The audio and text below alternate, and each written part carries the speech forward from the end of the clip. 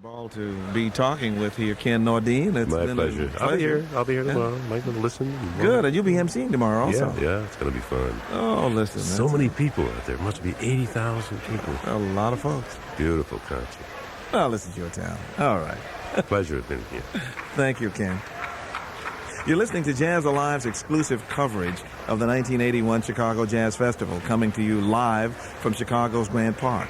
I'm Billy Taylor with Ben Sidron and Neil Tesser. We'll be back with Clark Terry and Louie Belson, and of course, Ella Fitzgerald with Jimmy Rolls. So don't go away.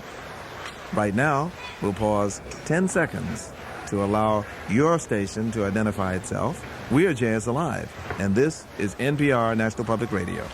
You're tuned to Chicagoland Public Radio at 91.5 FM WBEZ, Chicago.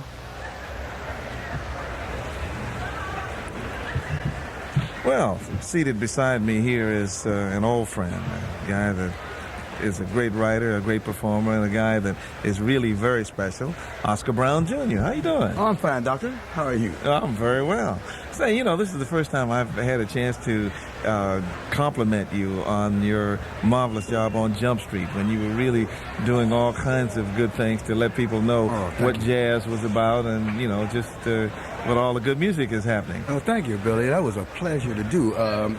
Jump Street is going to be on NPR this fall as really? a radio series. I didn't know that. That's essentially the same thing that we were doing on television. That's great. Yeah, that's great. It's a great addition. Yeah. Glad to hear that. Well, what are you doing here in Chicago in addition to taking a look at all the good things that are happening on the festival? Well, I've been performing at the Blackstone Hotel with my wife, Jean Page, and my son, Oscar Brown III, on bass, and Calvin Brunson on piano. Family affair. Yes, definitely. And I believe in nepotism as long as you keep it in the family. There you go. So I've been having a good time doing that. Say, I was asking you off mic if you had ever worked with Duke Ellington, and you said? No, unfortunately I have not. He came to see me perform once. I was very pleased to have that happen, and I met him on a couple of other occasions. But no, I never had the pleasure of working with him. Did he have any influence on your work in terms of your writing? I think so, definitely. I think Duke Ellington, they say, well, there was Duke Ellington and there was this one and that one. There was nobody but Duke Ellington, basically from the standpoint of a marvelous composer, the range of the things that he did. Something made me think about Warm Valley a little while ago. Right. Man, it's been a long time, but there were so many things that Duke Ellington did. I think he contributed to everybody.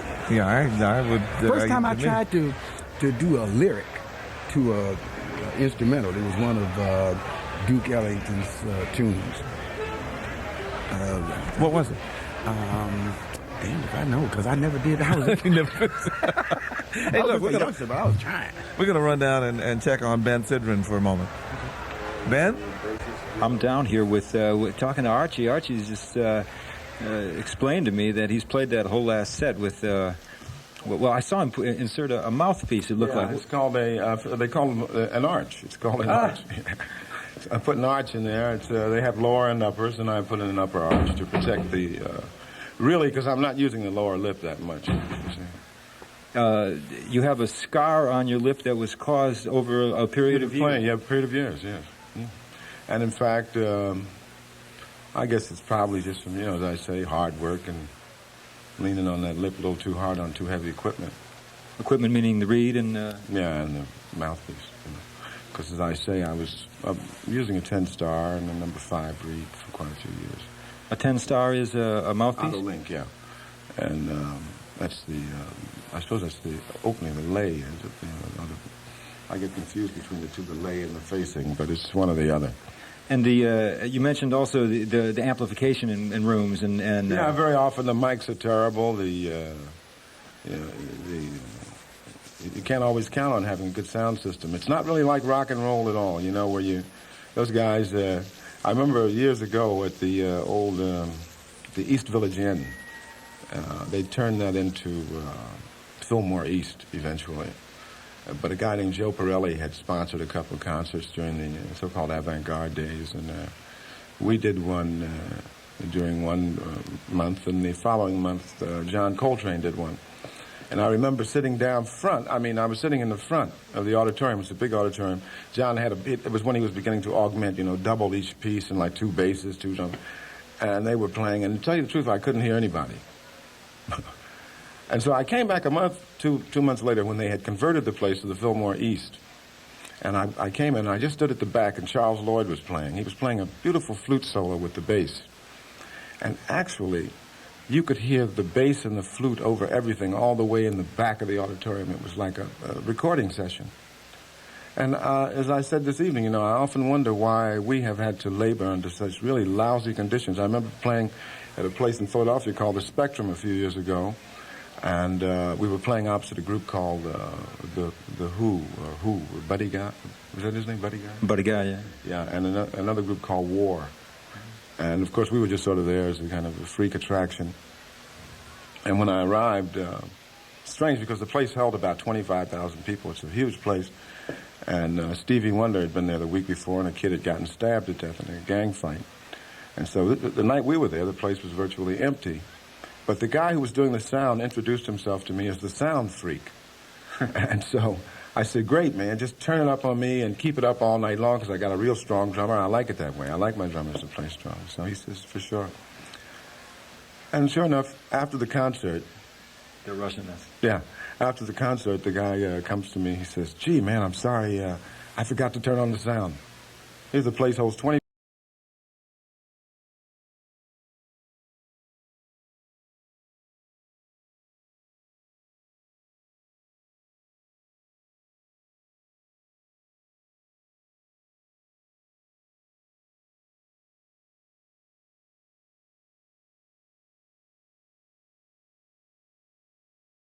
Yeah, I hope that's not for a long time. Wait, hold it. When you're gone. All right.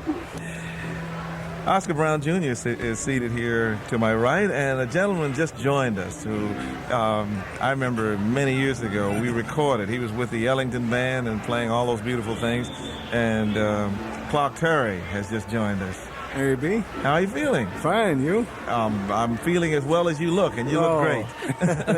I wrote a lyric to one of his too. Oh, I know the name of that. Yes, One Foot in the Gutter. One Foot in the Gutter. Yeah, that was marvelous. Oh, yeah. It's beautiful. I love it.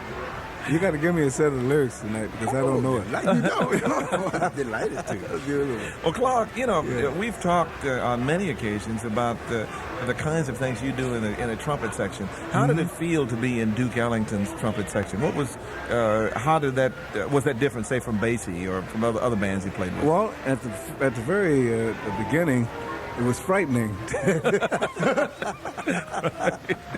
I walked in, I sat down with the three cats that I had always known about, and a couple that I had known somewhat, and had highly respected for a number of years. And here, all of a sudden, I found myself sitting down doing business with these cats, you know. Right. And Ellington had a way of calling a tune through the medium of a nod of the head or a shuffle of the shoulder or a twinkle of the keys, you know, and something that would indicate number 52 or 147. And I say, hey, what's up? Nobody would say anything. How old were you? Find out the hard way. How old were you? I was about something like that. I really don't remember. I think I was. I don't really remember how old I was. I'll tell my age then if I do. Don't. No, Oscar, I don't really remember. That was 1950, I think. 1950. What was really the difference in terms of what you had to do between what you were doing with Duke and with Basie, for instance? Well, I think Basie was more or less, when I was in Basie's band, it was more or less like one of the gang, one of the boys, you know, one of the cats, you know. But Duke was a little more untouchable type person. A little further away. Yeah, a little further away. Oh, we have to go Although he was a great person, you know. We have to go to MC Dick Buckley now, who's going to come out and introduce the next group, and you're going to be with him. Ladies and gentlemen, welcome once again to the Jazz Members Big Band as they return to the stage.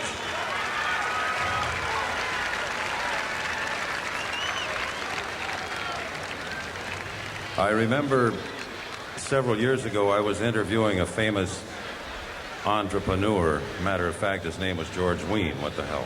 So we were talking about musicians. I said one of the great things about my gig is the fact that I get to know a lot of the musicians, a lot of the named musicians, people that I've idolized for a long while. I said one of the bad things about my gig is the fact that once in a while you find your consideration of the man's music colored by the type person he is.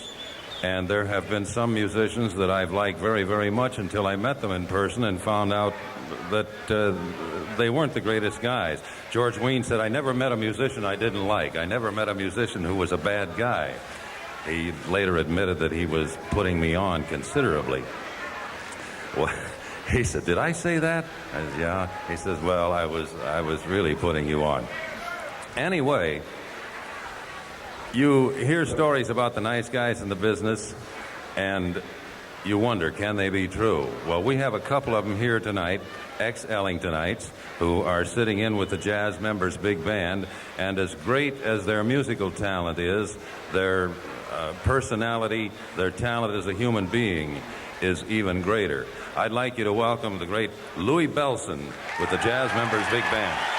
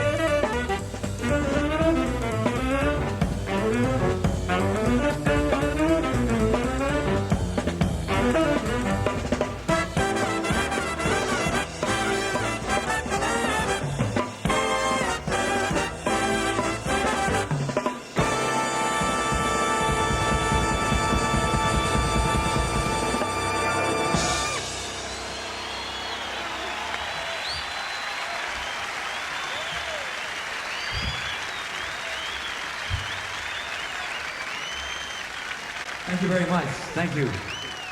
Of course, you see the great picture there of the maestro, and I had the extreme pleasure to work for that dear man.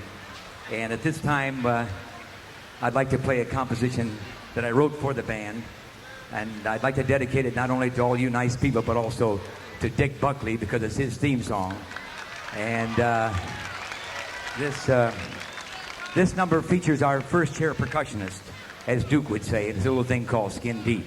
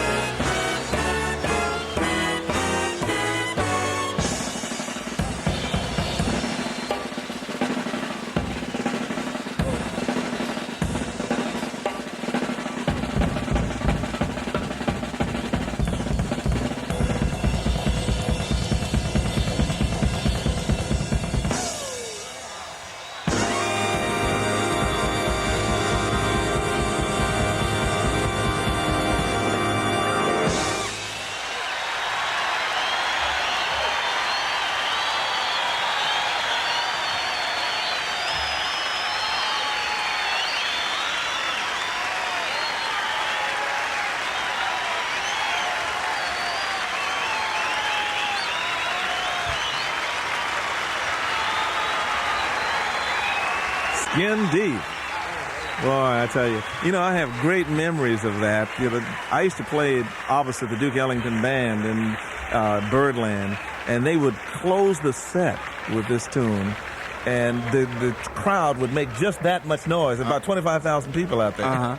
And, it really, there's no way a solo pianist can follow that. So if I had to follow, how would you do it? How could you do it? Well, Duke Ellington would just start talking to the people, and he would bring the temperature and everything of the room right on down, and quiet and quiet. Finally, when it got down low enough, he would introduce me. He said, "Now, ladies and gentlemen, from my hometown, here's a young man I'd like for you to listen to." It's masterful showmanship on his part. He was fantastic. He was fantastic. Marvelous guy to work with. Louie Belson wrote that and certainly played it. I was looking at him, how trim and slim he looks, and I thought to myself, he'll never get fat playing that. You believe it. That's a lot of exercise. Oh, sure. He's really the kind of thing that he does on drums with that kind of facility. Does a lot of things with young students, and and breaks it down and says, "Look, this is what I'm doing with my right hand. This is what I'm doing with my left hand." And most people think about jazz drummers. Well, they just get up there and do it. I mean, there was a tonality to three of those sort of flat-looking drums that he had. What are those called? Do you know? Yeah, they're tunable. They're tunable drums, and one of them, when he spins it, he gets a different. When he turns it, he gets a different sound. The other one works with the pedal, and when he presses the pedal, he gets another sound. And the Cuban drummers do that with their elbow. I mean, they just go on and do it with with a hand and change skin. Change the tension on the right. Wow, that's marvelous. Here's MC Dick Buckley. We were talking about great musicians and nice guys, and one follows another. A man who not only can cut any given trumpet player on any given night in the country, but who can sing, who is a great entertainer, who has empathy with the crowd. What more can I say? 2 words. Clark Terry.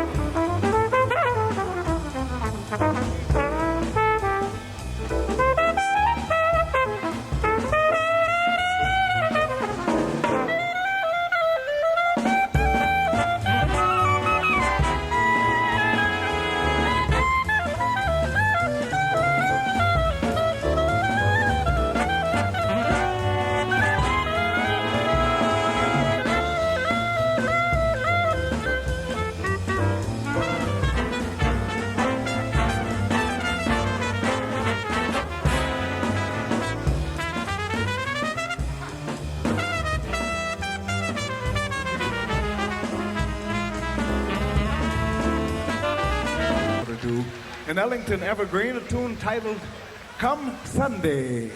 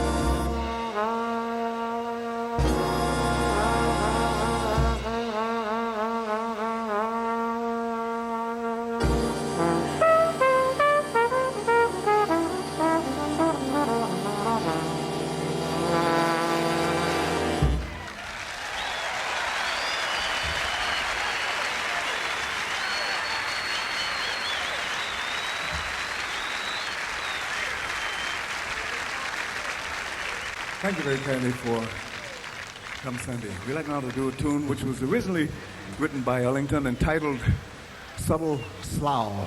A few years later, he put lyric to it for the late, great Ray Nance, and he called it Squeeze Me, But Please Don't Tease Me.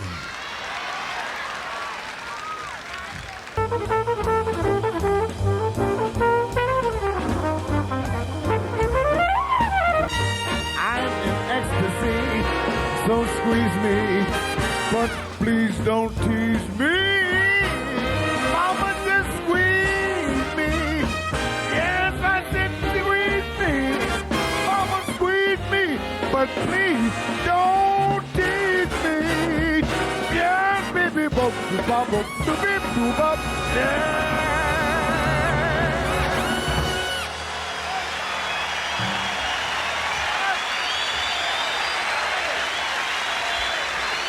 Thank you very kindly.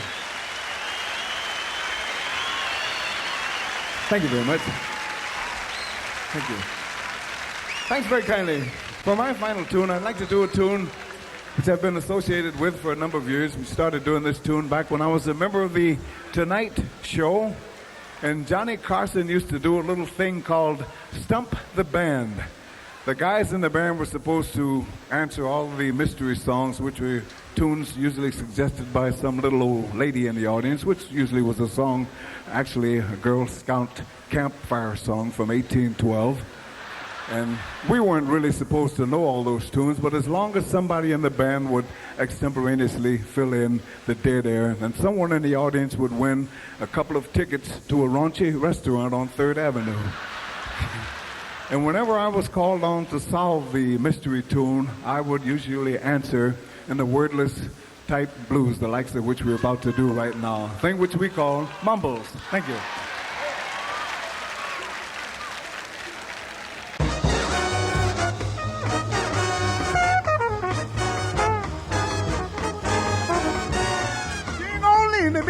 The hound to be. She on the people stand. She on the people the hound to hear the hound. She lonely people to live with the people to shout. She only me people the hound people to shout. She only bound him on the left. She only people to bound. She on the down. She leave on the bound. She can't see it on the hound. They was out of the she on the hound. She on the bottom. She people. She only people to down. She people the hound. They won't remember. She only people the people to bound. She people. She them on the ground. Woo! She only lonely people. She people the hound. People stop. She only people down. She people down. She only me people. She only me people.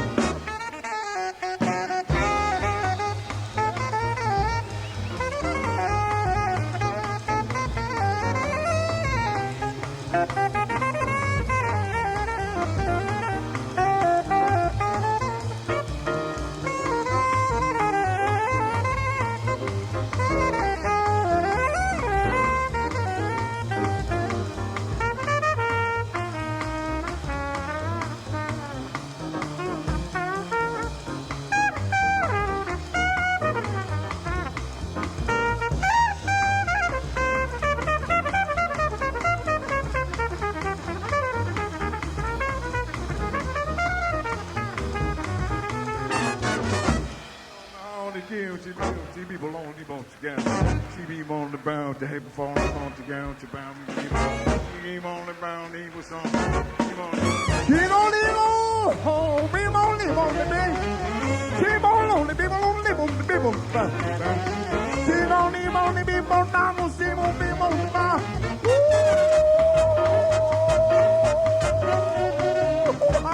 She don't live on the people. She don't live on the people. She the boom the bone, she the beam the horn table. She believe on the bound to carry the bone, span the bone, the people together. She was keen the form with the hand was long, the hand was gonna need on the hair, but this clean for home, which the hip was clown, cause the spin was slaughtered out. Now he was being the home from the happens clown, but the skin the hard skin it on, but she was keen the home back, the skin was gone, but the king was gone out. Now he was queen for the home with the hammers clan, and he steamed the hardest clan, and he was feeling on the home for the hammers clan, cause his fiend was gone again. But he was playing for the home with the hammers clan, and he speeding the hardest clan it on, and he was waiting for the home with the hammers clan it on, cause his fiend the hardest clan. Now he was in the home, the hammer the hardest skin it on the dog. But the whole hound the hand is gone, but the string for the hand is gone. Now, Sykes was in the Havelskron and the Havelskron, and he screamed the Horneskron, and he screamed the Horneskron and all, and he screamed the Horneskron. But he was cool the Horn, but he screamed the Skron, and he screamed the Havelskron, but he screamed the Horneskron, but he screamed the Horneskron. But you screamed the Horneskron, the Horneskron, but he screamed the Horneskron. But the Sklingelskron and the Hivelskron, and the Kulakar was on the Hippelskron. But the Hippelskron, the Hubelskron, was kind of sort of like a skeeter funny. But he was clean the home and the head is thrown, and he's feeling the horn in his own, and it's in his own, the horn is in his own, but his fling was found the phone is on the door. Now he was thrown, but he sting the horn, the skin is long, but the sting the humble down. But seriously, if he scloom the hand with the hover slam, the hand is on his plan, and he fing the home, the hover slam, he was scroom the horn is clown. Now he was wheel the home, and he scroom the home, if he screwed it on it all. But it's gloom, but it's skin it on the home, but the hottest cloud for down for abscam. Oh yeah!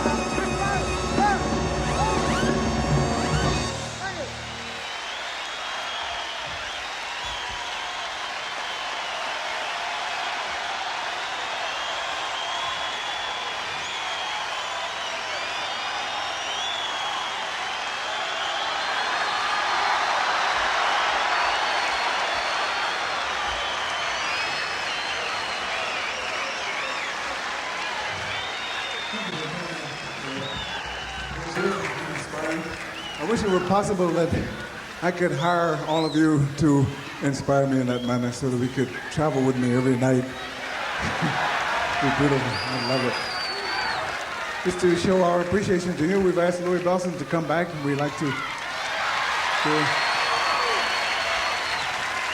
do a little bit, sort of a prelude of a coming attraction, a little thing which was popularized by the First Lady of Song, whom you'll be hearing rather, in a very short time.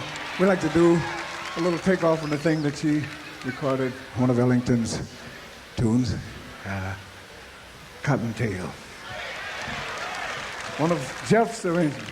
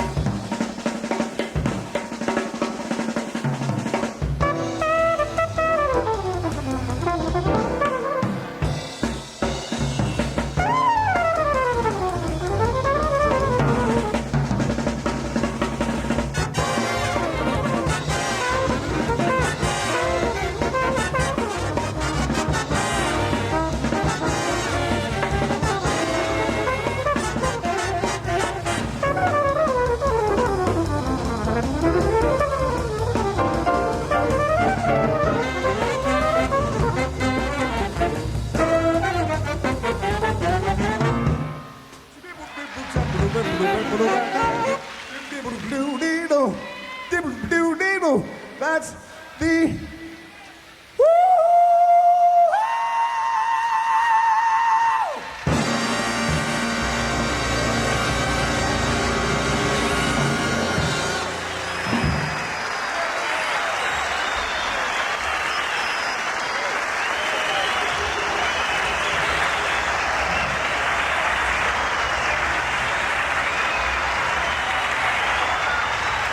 You were wondering who could follow Louie Belson? Clark Terry can follow Louie Belson. I tell you, that was a set. My great showmanship, brother. Oh, he saw isn't he something? Yeah. You know, I mean, to take the kind of musicianship that he has that individual sound on the trumpet and the flugelhorn, and he translates that just like Louie did to his voice. He does the same kind of thing with his voice. That's right. That's what sings in the same way. Yeah. He's fantastic. Clark Terry, big band. You know, Clark takes these kinds of arrangements to schools all around the country. And the marvelous thing is that kids can play these arrangements and really make them happen, just like this band did, and really get into things which are well, now, if you very could make exciting. Cottontail happen like that, that would really make you happy, wouldn't it? Oh, I tell you. You're listening to Jazz Alive's exclusive coverage of the 1981 Chicago Jazz Festival, coming to you live from Chicago's Grant Park. I'm Billy Taylor, Ben Sidron, Neil Tesser, and my special guest, Oscar Brown Jr. We'll be back with Ella Fitzgerald, and she's got Jimmy Rolls in a great trio, so don't go away.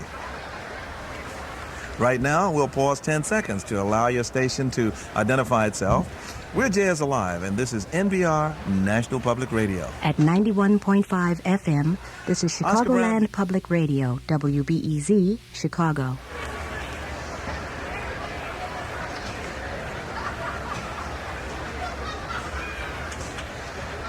Oscar Brown Jr., I'd like to thank you very much for sitting in. You've been a ball to be co-host here. Thank Billy, you. it's been a pleasure. Thank you very much. Thank you. Joy to share the mic with you. See you in a little while. Right, take it easy. Okay. Hey, we're going over to Ben Sidron and see what he's into. He's out there in the crowd, I believe. I am, Billy. That's right. I'm standing here in a wall-to-wall, knee-deep people. I ran into Lou Donaldson. Lou, how are you doing tonight? Doing fine tonight. It's kind of like an old-time scene out here, isn't it? You better believe it. It's wonderful. Reminds me of stories I used to hear about the old picnics and with jazz as the centerpiece for wild crowd scenes. Yes, that's right. It's not too wild tonight, but it's a very receptive crowd. I would like to point that out. The crowd here in Grant Park, contrasted to the image of a lot of festivals, music festivals, is very happy and up and peaceful and civilized, and maybe it says something about Chicago, maybe it says something about jazz fans, maybe it says something about people who came out to hear Duke Ellington, but it's really pretty peaceful out here. I'm going to just stroll into it, Billy, while the people get on and off the stage. I have some trouble hearing and seeing because of the line in front of the Mr. Softy truck. Wait a minute, I do see another face in the crowd. Okay, hey, we've got a couple of fine guests here. We've got Louie Belson and Clark Terry, who just played that fantastic set. You guys are something else up there. Thank you. Hey, thank you. You know, I was telling the folks how I used to play that tune in Birdland with the band, and how Duke would just bring the whole house down so that people could finally hear the piano after the band went out. The rafters would be shaking. What was it like to play in that band, Louie? Well, you know, Clark Terry, we were talking about this earlier this evening. Yeah, we sure were. And Maestro always mentioned the fact that first band, you know, with Ben Webster and all the guys, there's no question that was a great band. Mm-hmm. But this particular band with Clark and Willie Smith and all the guys, you know, Paul Gonzalez, it was kind of special to Duke because 9 o'clock, the guys were on the bandstand ready to play the first note, which was kind of unheard of. That was different. Oh, and that band, he was really happy, wasn't he, Clark? Oh, I mean, he really was. He really was. And then working with Clark and the guys, to me, it was one of the highlights of my life, really. He never failed to mention how much he enjoyed working with that band, even though we all know that the big one was the main one. Well, you know, I think the marvelous thing for me about Duke Ellington was that each band and each musician was special to him. I mean, Right. he thought no less of Sonny Greer because he happened to have a very high opinion of you. He That's thought no right. less of Cootie Williams because he had a high opinion. That's true. He respected each musician individually for what that person had to offer. That's right. He certainly did. Yeah. Really did. Yeah. And the marvelous way that he would showcase everybody, just it set the pace for me, for everybody. Yeah. Absolutely. I think Clark, he had an effect on all of us, right? I sure find did. myself trying to introduce my players like he did, and Yeah, I it all think we rubs all off. That great thing, you know. Just having been around him for a period of time, just through the process of osmosis, things just rub off on you. Yeah. And you find, we were discussing this with some of the kids in the band earlier today. They asked me, just what is it that you acquired from having been with the Ellington band? I said, there's some things that you're never aware of until the situation comes up where you need it. And then you are glad that you have had the experience of having been around Ellington, because then it comes up and you're not even aware of it until you need it. Yeah, but you have you really have something to use. Right. But in terms of the band as both of you experienced it, is there any particular thing that you shared that you would consider different from experiences in other bands?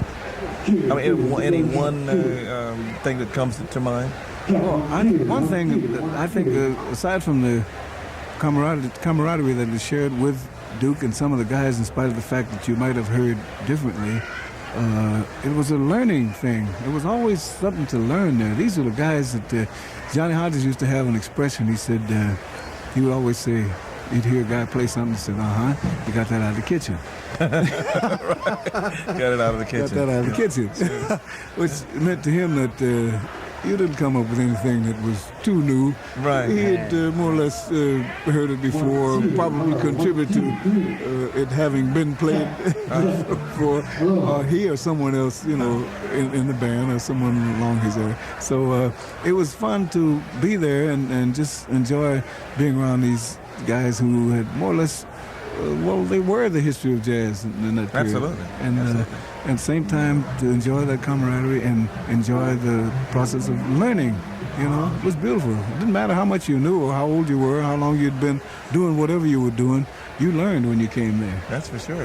Well, what did you learn specifically, Louis? Because I know that not only were you a percussionist, but you made some arrangements for the band and wrote some compositions for the band. Yeah, well, when Duke found out that I wrote arrangements, I was embarrassed because I said, you mean you want me to bring an arrangement in? And so you and Strayhorn? I mean, there's two. I said, oh, no. But he talked me into it, and to my amazement, he recorded the Hog Talks and Skin Deep, But one of the many things that I remember that was so different about Duke, and having worked with a lot of guys like Benny and so forth, which was great, but with Ellington, we didn't do just the usual things like one-nighters and theater dates. We played the sacred concerts, which is a first. We played with symphony orchestras, which he did first.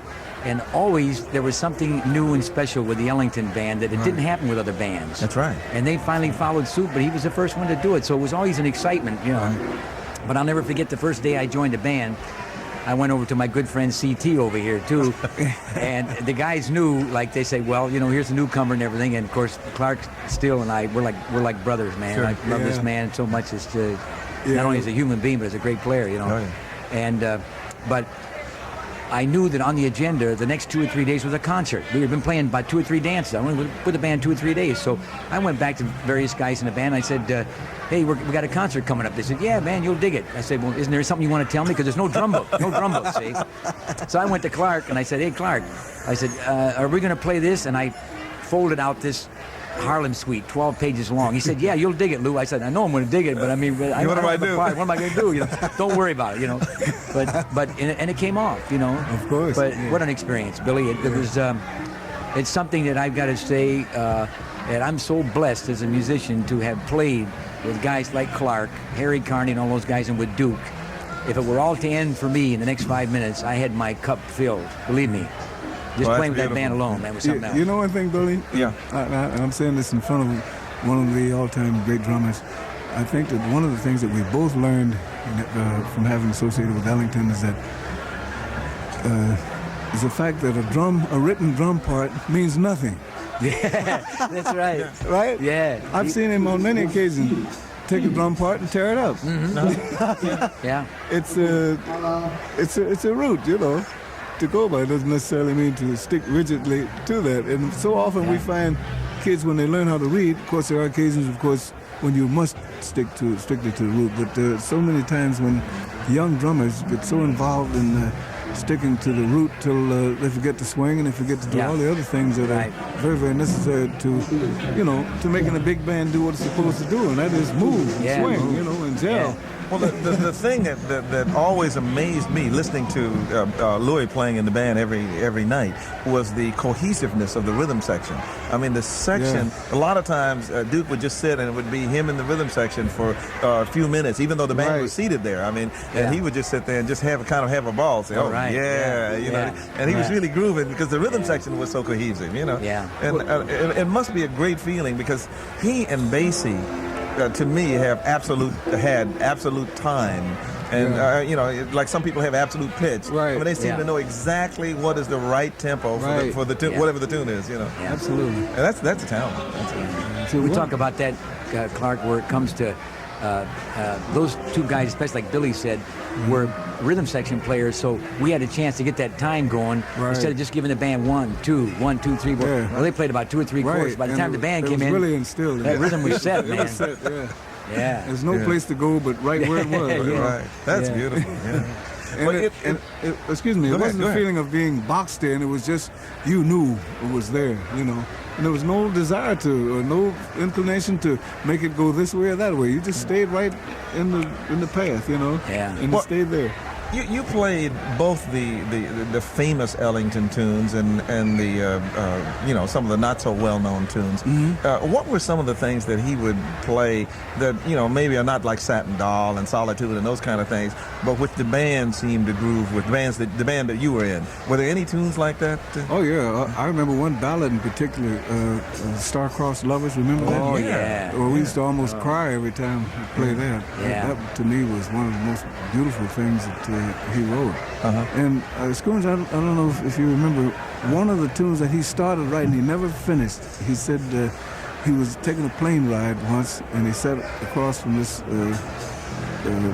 gentleman from Texas, and he had his big Texas hat on, and the gentleman said to him, it was about dusk, you know, and he said to him, it was twilight time, it's the lonesomest time of the day. And, really? And Ellington, that sort of stuck with him. Yeah, and he wrote just a few measures of the tune, and he passed it out. Well, I think he was still there, Schoon. I don't know when that was tonight. I'm sure he was. He passed out stuff every night. Can I play a little bit of it? Yeah. I remember it because it went like that.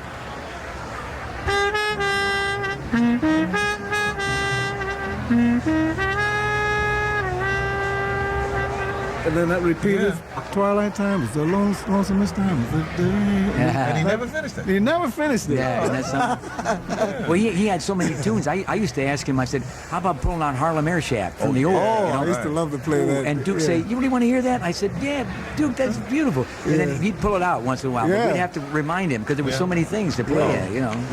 Well, you know, he had so many of those things that he played on the piano. I remember we did a thing in Pittsburgh once, and he was playing Portrait of the Lion for Willie the Lion. Right. And Willie the Lion was standing in the wings. Right. So instead of playing the original portrait, he made up another one. He said, call it the second Portrait of the Lion.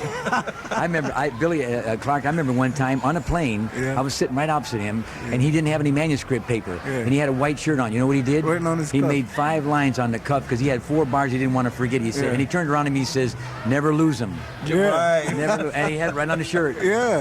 That's beautiful. It's fantastic. Well, you know, I know you must treasure the memories of Ellington, as I do, because the same thing, you know, in terms of reminding him of the great things that he had done.